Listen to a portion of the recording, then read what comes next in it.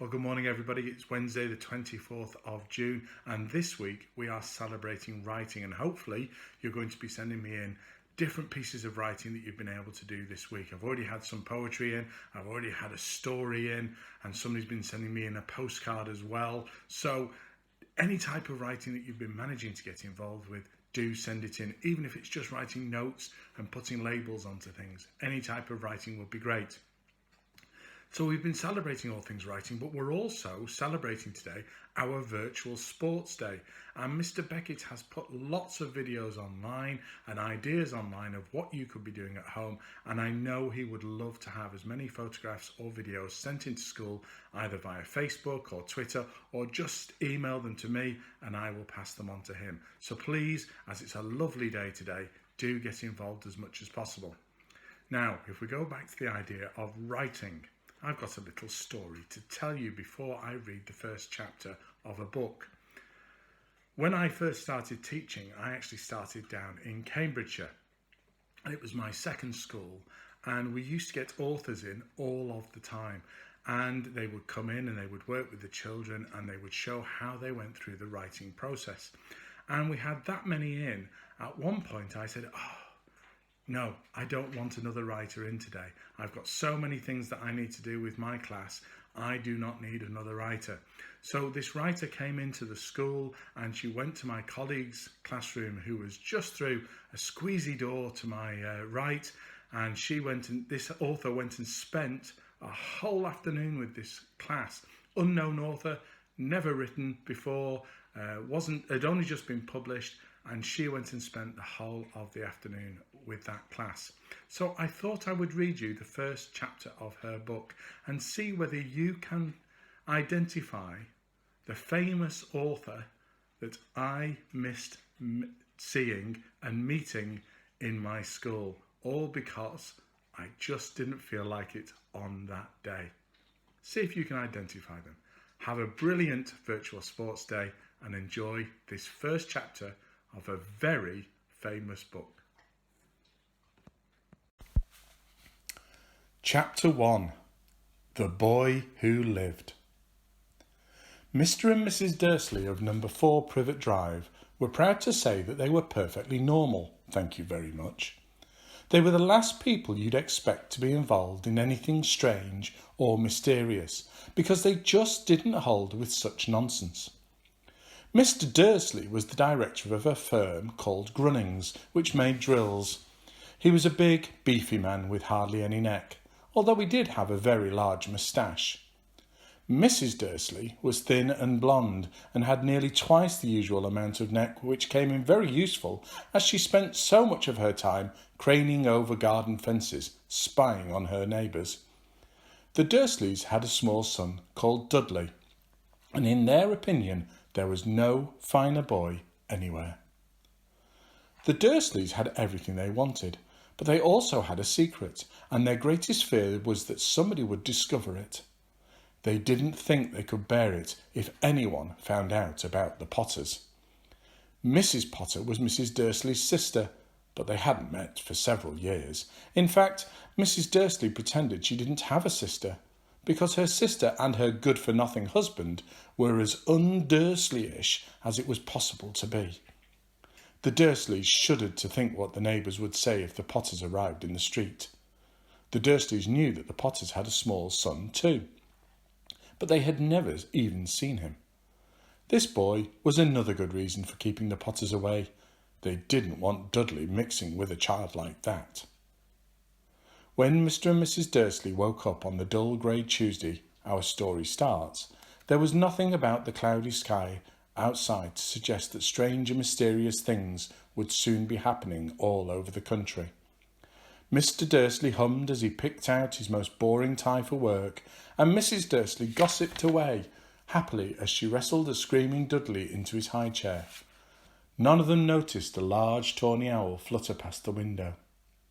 At 8:30, Mr. Dursley picked up his briefcase, pecked Mrs. Dursley on the cheek, and tried to kiss Dudley goodbye, but missed, because Dudley was now having a tantrum and throwing his cereal at the walls. "Little tyke," chortled Mr. Dursley as he left the house. He got into his car and backed out of number 4's drive. It was on the corner of the street that he first noticed a sign of something peculiar. A cat reading a map. For a second, Mr. Dursley didn't realise what he'd seen. Then he jerked his head around to look again. There was a tabby cat standing on the corner of Privet Drive, but there wasn't a map in sight. What could he have been thinking of? It must have been a trick of the light. Mr. Dursley blinked and stared at the cat.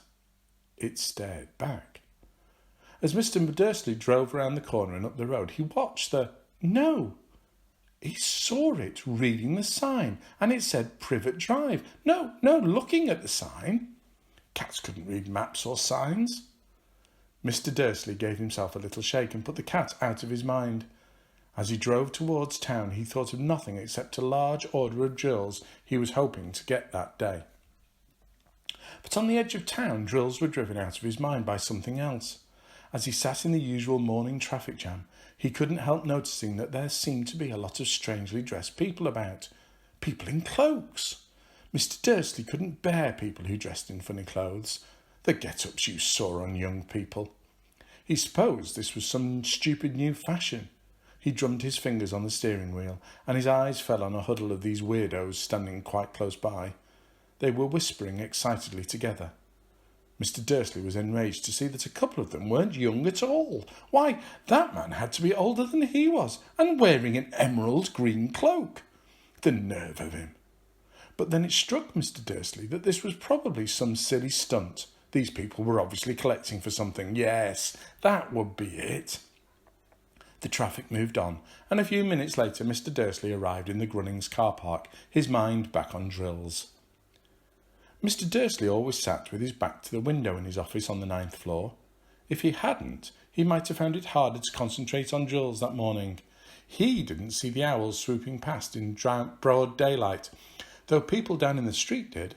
They pointed and gazed open-mouthed as owl after owl sped overhead. Most of them had never seen an owl even at night time. Mr. Dursley, however, had a perfectly normal owl-free morning.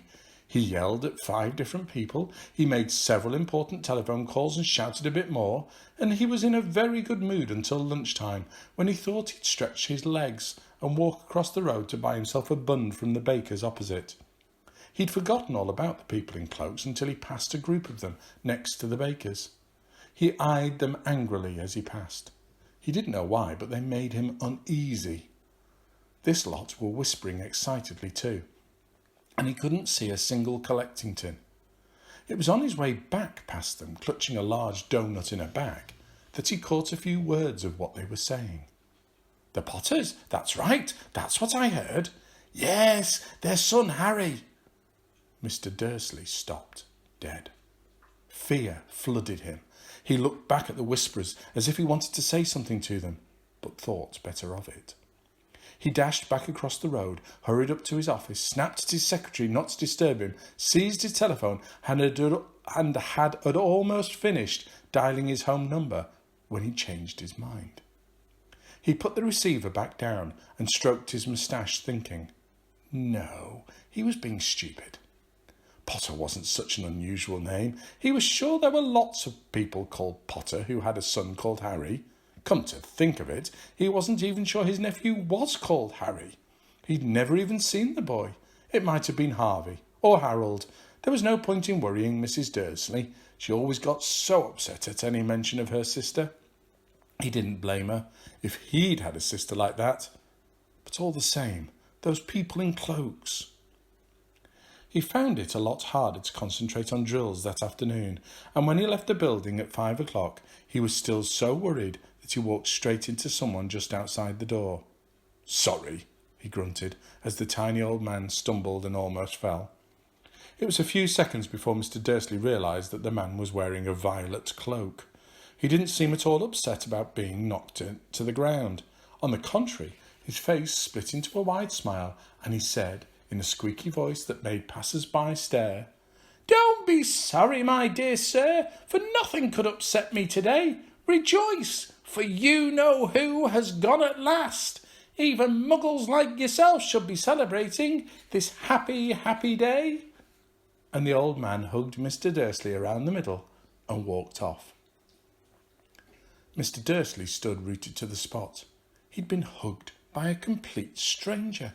He also thought he'd been called a muggle, whatever that was. He was rattled. He hurried to his car and set off home, hoping he was imagining things which he had never hoped before, because he didn't approve of imagination.